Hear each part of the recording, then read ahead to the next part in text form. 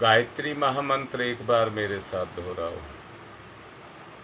ओम भूर्भुवः स्वः तस्य वितुर्वरेण्यं भर्गो देवस्य धीमहि धियो यो नः प्रचोदयात्।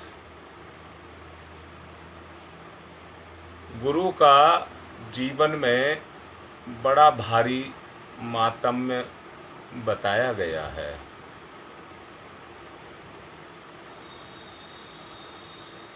गुरु को गोविंद भी कहा गया है, गुरु को ब्रह्मा विष्णु महेश भी कहा गया है। जो बड़ी से बड़ी संसार की उपाधियां हैं वो गुरु को दी गई हैं। कल मैं आपसे पोद्दार जी की बात कर रहा था, जिनको संसार का कोई भी पारितोषिक उपाधि बांध नहीं सकी। इसीलिए गुरु को ब्रह्मा विष्णु महेश कहा गया है।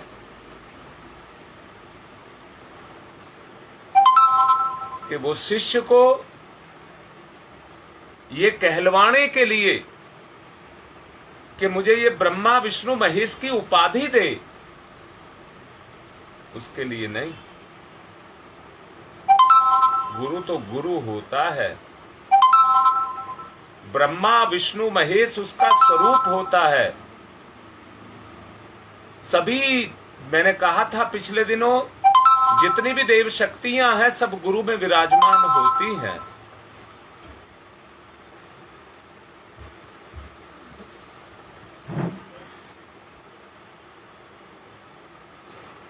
इसलिए गुरु की महिमा को बहुत गाया गया है। वो एक व्यक्ति होता है जो श्रद्धा के माध्यम से प्रकट होता है,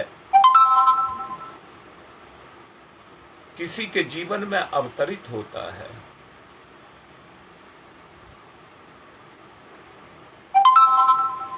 श्रद्धा का बीज बोने का प्रयास करता है। सिद्धांतों उद्देश्यों पर श्रद्धा जानने की साधना का आरंभ बालक को गुरु के विरुद्ध ये एक स्वेच्छा स्वीकृत मानसिक नियंत्रण है, जिसके द्वारा बड़े बड़े मानसिक लाभ अनायास ही मिलते हुए चले गए हैं।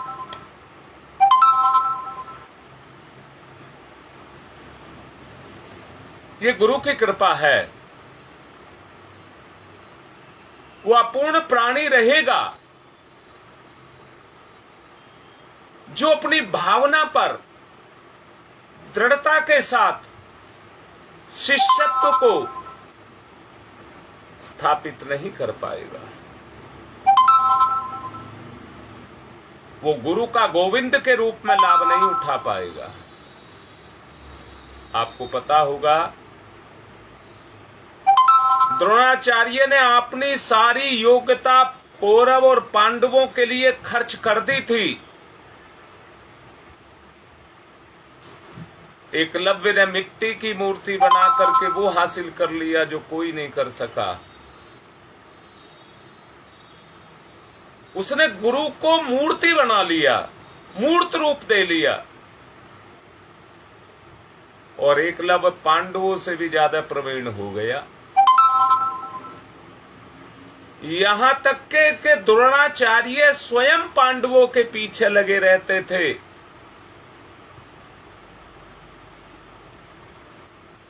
पर एकलव्य के पीछे उसकी श्रद्धा का चमत्कार था।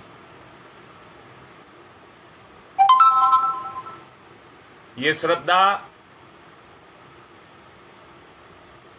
मिट्टी के पुतले पर भील पुत्र ने जमाई थी, जिसके आधार पर उसने अपने अंदर छिपे हुए अनंत विद्याओं के भंडार को जागृत कर लिया। गुरु शिष्य का प्रकरण एक महान सत्य को अपने गर्भ में छुपाए हुए है।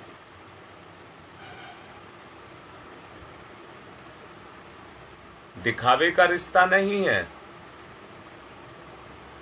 ये सांसारिक रिश्ता नहीं है, ये सबरी और राम के जैसा रिश्ता है।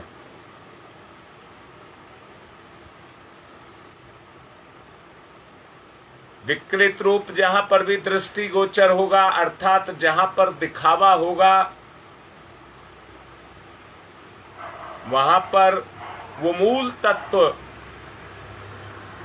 जो अपनी चेतना के अंदर छुपा हुआ है वो प्रकट नहीं होगा।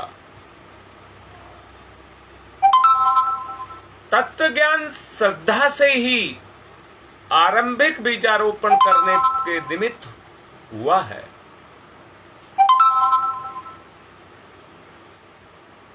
विभिन्न आचार्य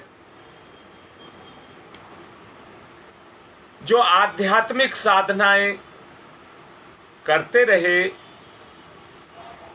उन सब की साधना का स्रोत श्रद्धा ही रहा। अपने अपने ढंग से उन्होंने अपनी श्रद्धा को उपजाया। देखने में वो अलग अलग जरूर हैं, परंतु उद्देश्य की पूर्ति के लिए एक ही साधन काम में आया, और उन साधनों के द्वारा जो फल प्राप्त हुए उनका कारण श्रद्धा का अत्यंत सबल प्रियतन जो आध्यात्मिक शक्ति के रूप में रहा, उसी ने अंतरंग की योग्यताओं को बढ़ाया, जो उसके अंदर से प्रस्फुटित हुई, और साधक के रूप में शिष्य ने चमत्कार करके दिखाए।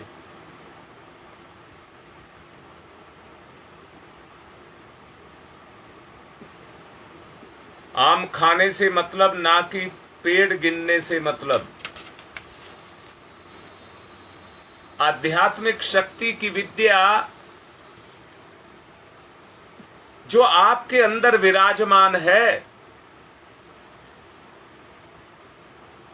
इस विज्ञान का प्रधान कार्य है अपूर्णता को दूर करना और पूर्णता निर्बलता को दूर करके सबल बनाना, अस्थिरता को दूर करके स्थिरता का आविर्भाव करना।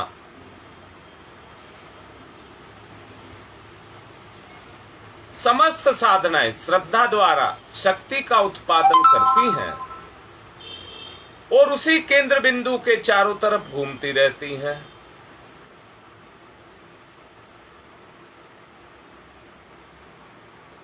जैसे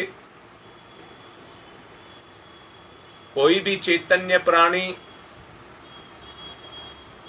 अपनी विचारणा के चारों तरफ घूमता रहता है,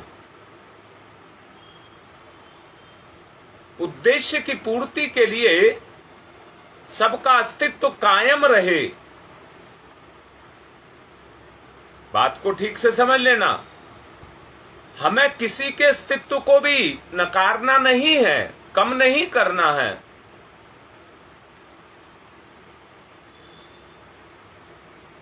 इसलिए सबका अस्तित्व कायम रहे। जब वो गुण अपने अंदर जागृत होता है तो श्रद्धा का बीजारोपण अपने अंदर प्रस्फुटित होता है। आप आज की परिस्थितियों में देवी देवताओं की उपासना में, तंत्र मंत्र साधना में, गुरु शिष्य परंपरा में क्या कहूं, शायद दिलचस्पी नहीं रखते होगे। अंदर से देखना, हमारा उद्देश्य कुछ और है, इसलिए हमारा आग्रह भी कुछ और है। जिसमें हमारी दिलचस्पी है, दोबारा से कह रहा हूं, सच्चाई वो है, बाकी सब दिखावा है।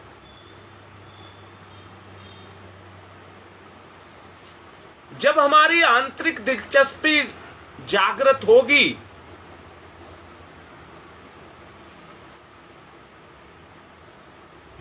तो हमारा केंद्र बिंदु वो ही उपक्रम होगा जो हमारी दिलचस्पी में होगा।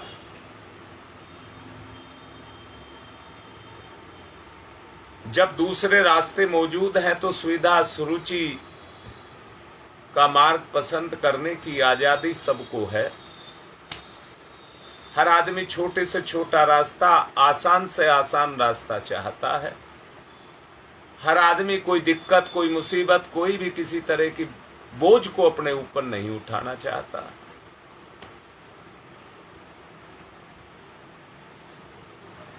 सोच करके देखो, आध्यात्मिक मंजिल को आपको पार करना है और उस मंजिल को पार करने का जो साधन है वो श्रद्धा है। आप श्रद्धा को अपने अंदर स्थान देते हैं या नहीं, ये आपको देखना है।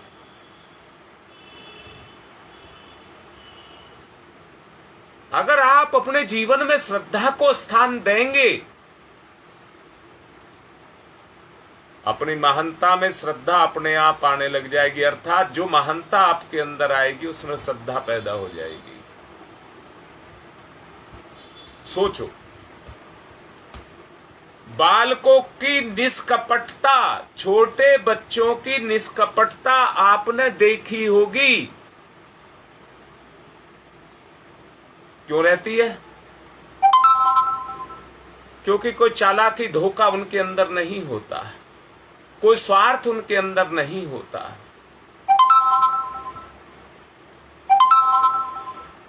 क्या माता पिता, गुरु, इन पर भरोसा नहीं है?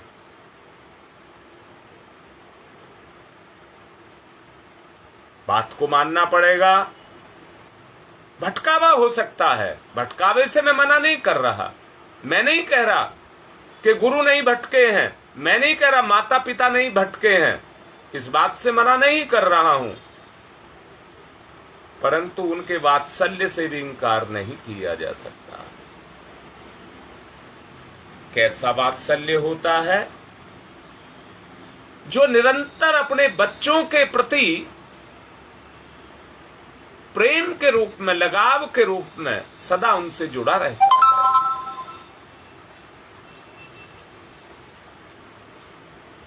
संवेदना 30 जिसको कहते हैं, उसी के कारण माता पिता के अंदर बनी रहती है। और अभी मैंने एक शब्द बोला था, निष्कपटता। निष्कपटता, भटकाव से मैंने मना नहीं किया है।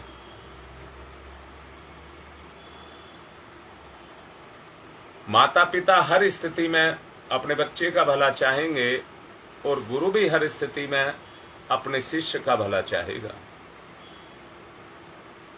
इस दुनिया में पाप की अपेक्षा पुण्य अधिक है, क्योंकि पूरा संसार पुण्य पे ही आधारित है। आज मैं नहीं बोल पाऊंगा, पर कल बताऊंगा इसके बारे में। जो भी लाइन बोली है, पाप की अपेक्षा पुण्य अधिक है। जरा सी कमी शरीर में पैदा हो जाए तो बीमारी के कारण बेचैनी हो जाती है। जरा सी कमी। कल इस विषय को अच्छे से समझाऊंगा। आज केवल इतना समझ लें, अधर्म से धर्म ज्यादा है, भलाई से बुराई कम है, प्रकाश से अंधकार कम है। ऐसी मान्यताएं अपनी बनाई रखिए। अपनी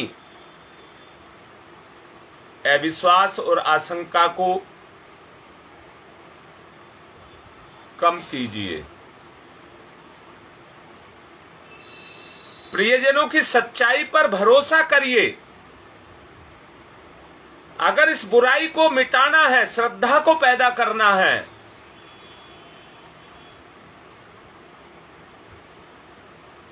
अविश्वास, अधर्म, ये आज हमारी श्रद्धा को खा गए। श्रद्धा सूख गई, संवेदना नहीं रह गई आदमी के अंदर। आदमी हार्ड मास का बना हुआ, जड़ पदार्थ का बना हुआ एक पुतला बन करके रह गया है।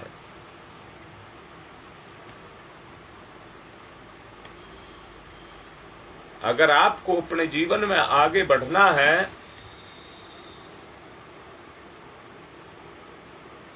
मैंने कहा भलाई अधिक है, बुराई कम है, अधर्म कम है, धर्म अधिक है, सत्य ज्यादा है, असत्य कम है, अंधेरा कम है और उजाला ज्यादा है।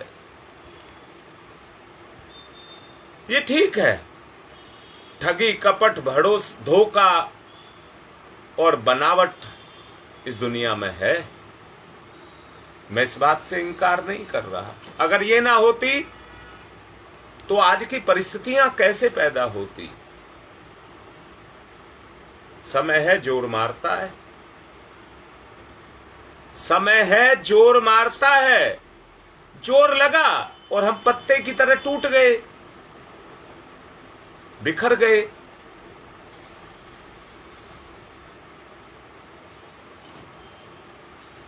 जो इतना त्याग कर सके, स्नेह, सरलता, सच्चाई इनको अपने जीवन में बढ़ा सके, वो इस विश्व ईश्वर की पुण्य कृति होगा। इस शरीर के रूप में उस ईश्वर की पुण्य कृति होगा। इसमें उपयोग और आनंददायक उत्सव मनाए जाने की संभावनाएं हैं। ऐसी मान्यता को बढ़ाते जाइए। परस्पर सहयोग, पुण्य, परमार्थ, धर्म, इनकी बात करिए।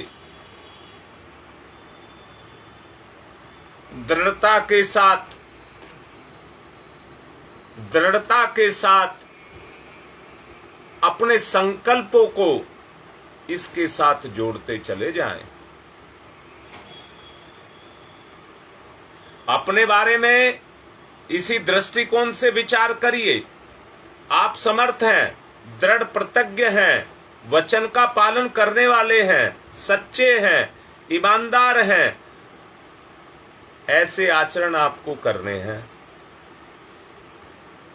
अपनी जबान को कटने नहीं देना है, अहंकारवश नहीं, स्वार्थ के कारण। अपनी इतनी जबान को नाप तोल करके बोलना है कि जो जितना हमने बोला उतना हो जाए। मैं आपसे कह रहा हूं, भले ही दोष दूर ना हो, पर जो आपके अंदर विद्यमान है वो निसंदेह आपके अंदर से जाने शुरू हो जाएंगे। और जो अच्छे गुण हैं जो आपके अंदर विद्यमान हैं वो जागृत होने शुरू हो जाएंगे। वो जागृत होने शुरू हो जाएंगे। उनकी मात्र दोषों की अपेक्षा कहीं अधिक है। अपने सात्विक अंशों को प्रसन्नता पूर्वक बार बार निरीक्षण करिए और अपनी उच्चता पर, महानता पर विश्वास करिए और उस पर श्रद्धा को बनाए रखिए। ध्यान देना, परमार्थ आपका लक्ष्य होना चाहिए। परमार्थ आपका लक्ष्य, जीवन का लक्ष्य होना चाहिए। परमार्थ, मैंने यहां किसी जप तप साधना की बात नहीं की है।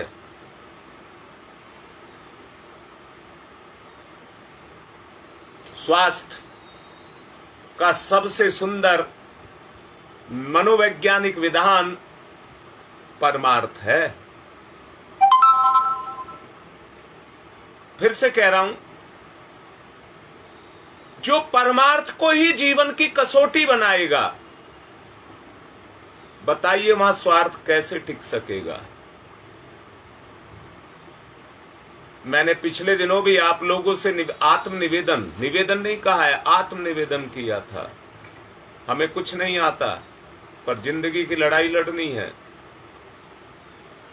हम कोई योग्य नहीं है, संत महात्मा नहीं है, एक साधारण व्यक्ति हैं, परंतु हमें जिंदगी की लड़ाई लड़नी है, बुराइयों को मिटाना है।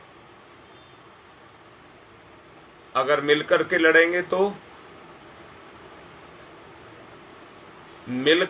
लड़ेंगे तो सोच करके देखो, हम कुछ भी करने की क्षमता अपने अंदर रखते हैं, कुछ भी।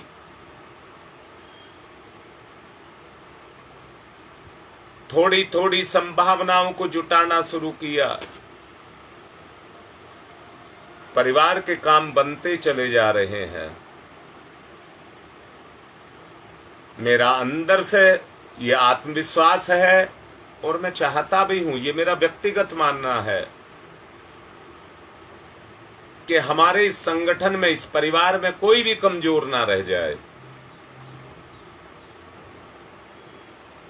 एक भी कमजोरी मानसिक होती है, पैसे की कमजोरी नहीं कमजोरी होती है, साधन की कमजोरी नहीं होती है, कमजोरी मानसिकता की होती है।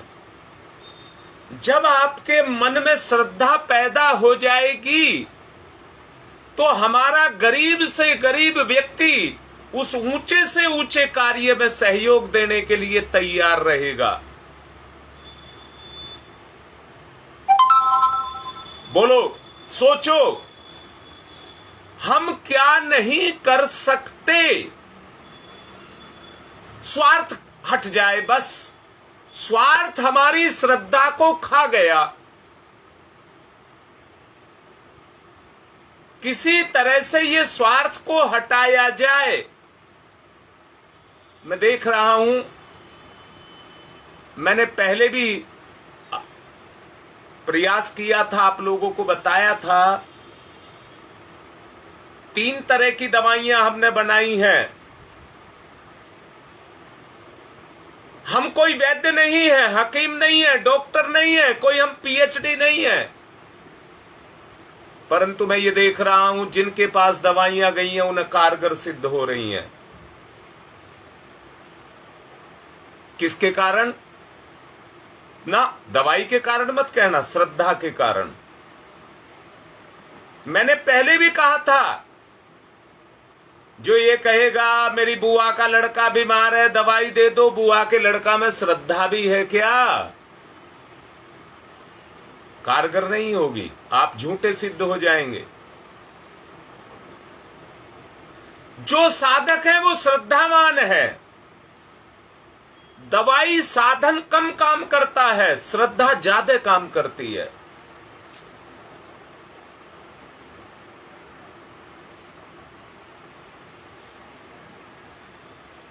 जिन्होंने नहीं ली है दवाइयां, दिक्कत है, लीजिए। हर प्रज्ञा मंडल में रखी हैं, अभी थोड़ी मात्रा में बनी है, आगे जैसे जैसे वो बढ़ती चली जाएगी और आप अपने प्रभाव को देती चली जाएगी, आप में से हर कोई बंदर भालू गिरहरी की तरह से इस पुनीत कार्य में अपने आप को कुछ ना कुछ, मैं धन दौलत की बात नहीं कर रहा हूं, श्रद्धा की बात कर रहा हूं। याद रखना, रावण को मिटाने में श्रद्धा रूपी सीता ही काम आई थी। अगर ये आज की रावणी वृत्ति किसी तरह से मिटेगी तो किसी सरकार किन्हीं बड़े बड़े साधनों से नहीं मिटेगी। अगर ये कलयुग जाएगा और सतयुग आएगा तो कहां आएगा? जहां श्रद्धा होगी।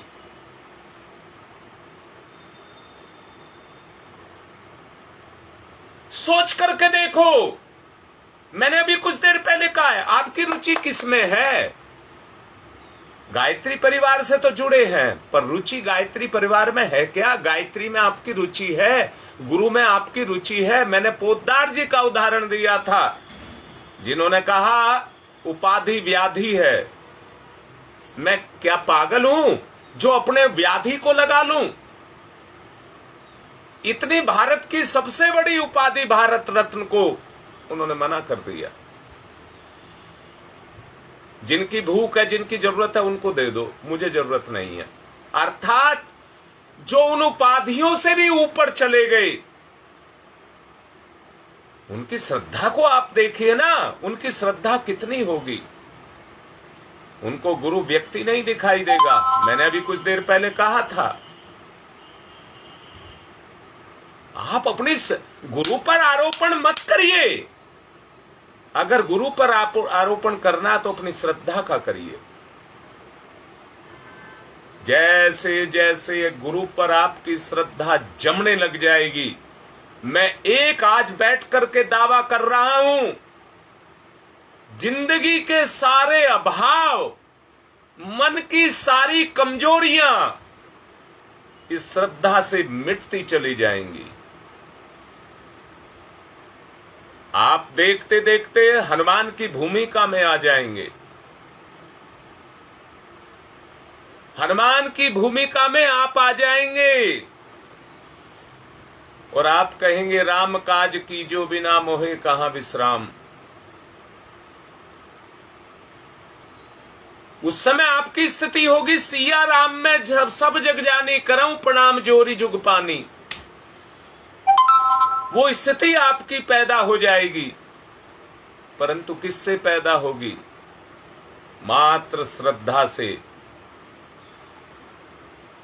ये गति नहीं है, ये गति नहीं है। एक कार्यकर्ता मुझे कह रहे थे, जब करता हूं बड़ा सोच समझ करके करता हूं, 3 मिनट में माला हो जाती है।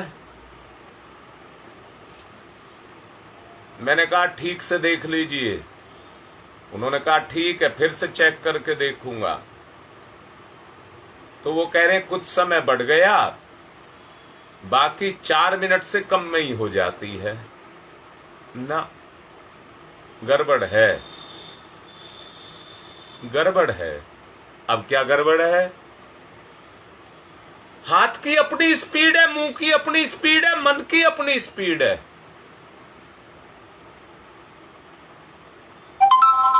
हाथ ज्यादा चल जाता है, मुंह और मन कम चलते हैं। फिर दोबारा से कह रहा हूं, मन का मुंह के साथ और मुंह का हाथ के साथ सहयोग होना चाहिए, पर उल्टा हो रहा है। श्रद्धा की कमी, श्रद्धा की कमी।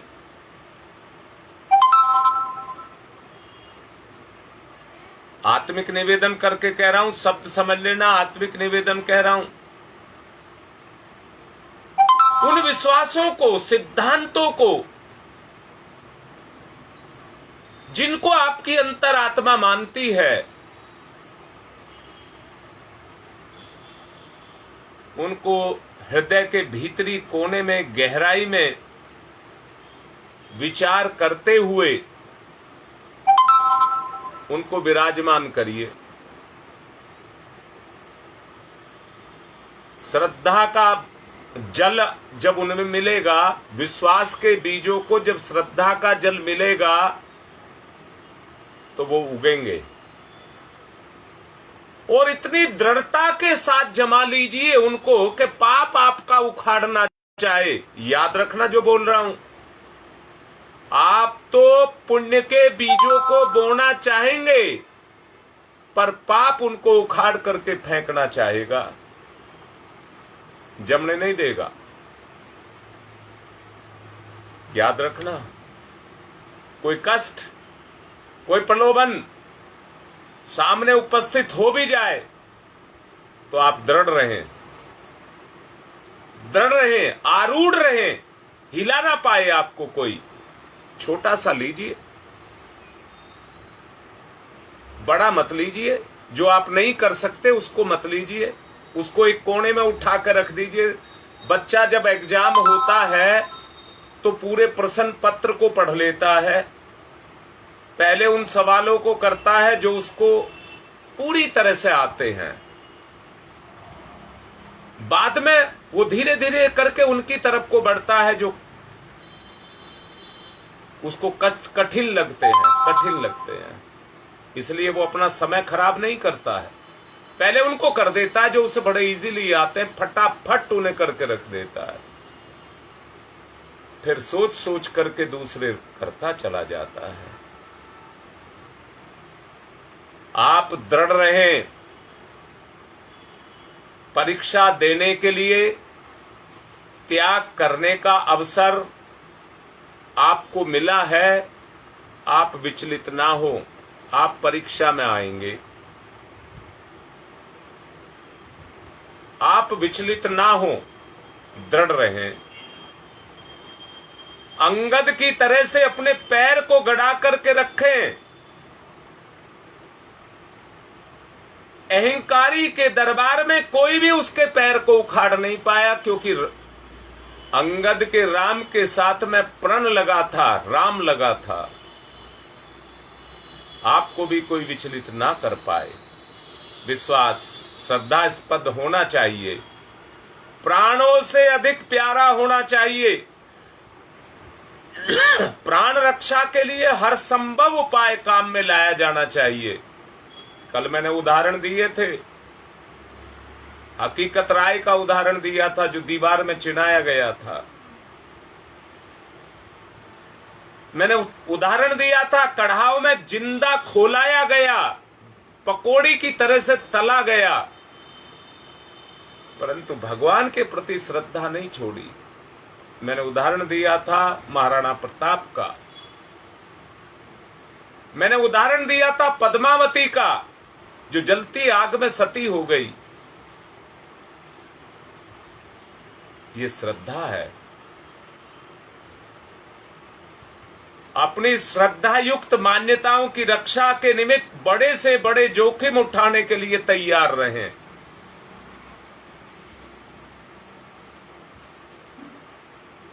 अध्यात्मवाद ये कहता है कि आप अपनी मनोभूमि की रचना ऐसी कीजिए जिसमें कोई विश्वास का बीज बोया जाए तो दृढ़ता पूर्वक खड़ा रह सके।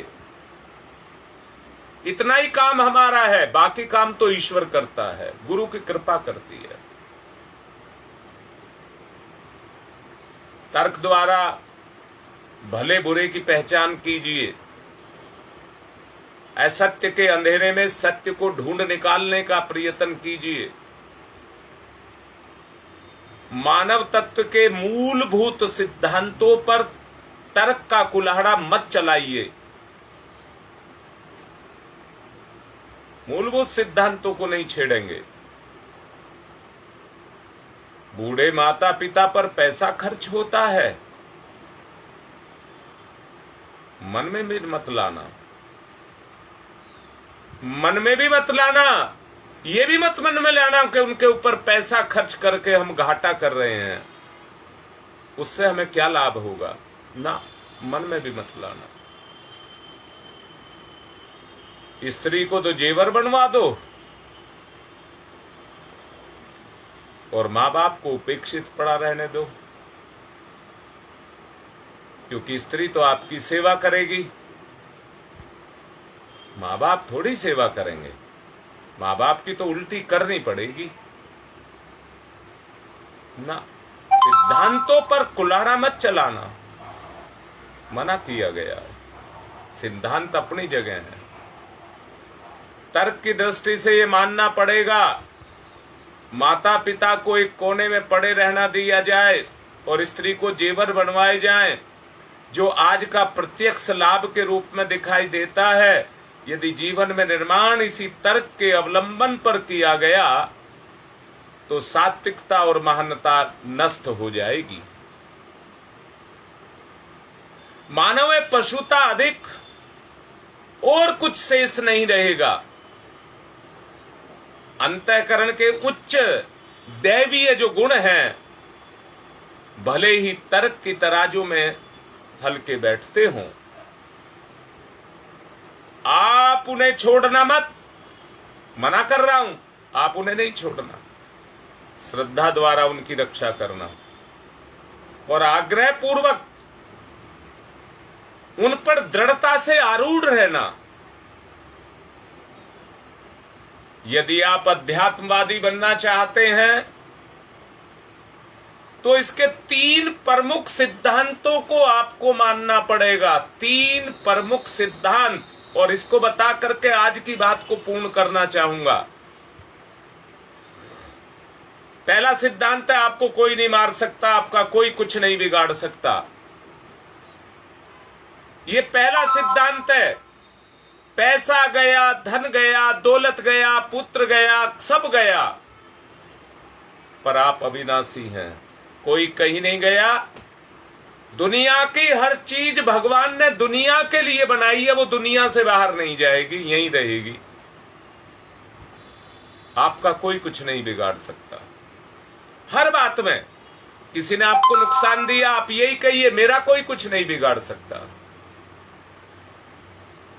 दूसरा है, अपने आप को आत्मनिर्भर बनाइए। दूसरा है, अपने आप को आत्मनिर्भर बनाइए। कोई मेरी करेगा करेगा करेगा, क्यों करेगा? परम पूज्य गुरुदेव अपने प्रवचनों में कहा करते थे, आस बिरानी जो करे जीवत ही मर जाए। इसलिए आशा अपने गुरु पर, अपने भगवान पर करिए। आशा करिए तो अपने विश्वास पर करिए, अपने सिद्धांत पर करिए, अपनी श्रद्धा पर करिए।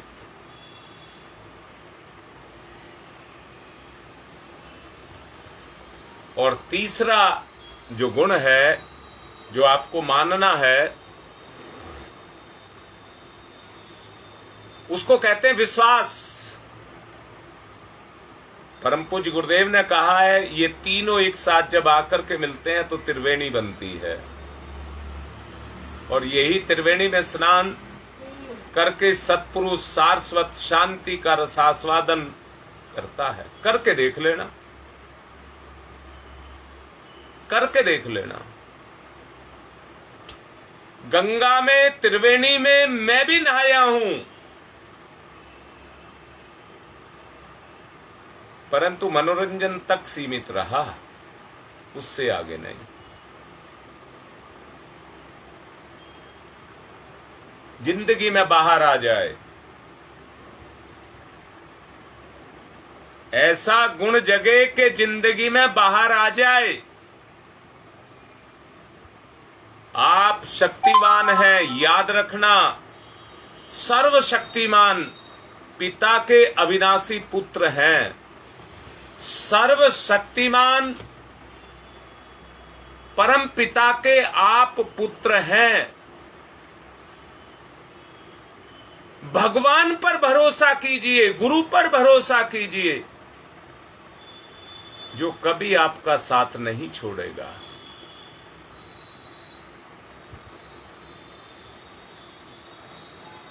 अपनी उन्नति के लिए बाहर मत जाना, इधर उधर ताक झांक मत करना। अपने अंतःकरण में ही तलाश करिए, उसमें अनंत शक्तियों का भंडार है, अनंत शक्तियों का भंडार है। अंतर्मुखी होकर के जब आप अपने भीतर तलाश करेंगे